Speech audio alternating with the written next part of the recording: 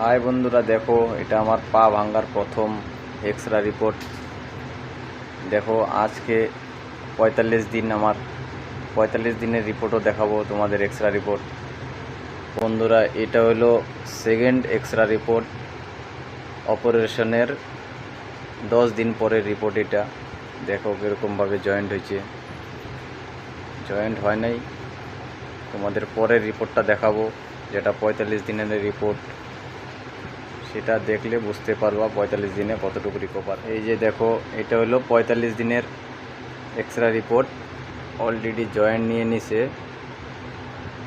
এখন আমি হাঁটবো, হেঁটে দেখাবো তোমাদের কতটুকু রিকভার হয়েছে, হাঁটতে কীরকমভাবে হাঁটতে পারছি সেটা দেখলেই বুঝতে পারবো। বন্ধুরা, এখন দেখাবো ৪৫ দিনে কীরকমভাবে হাঁটতে পারছি।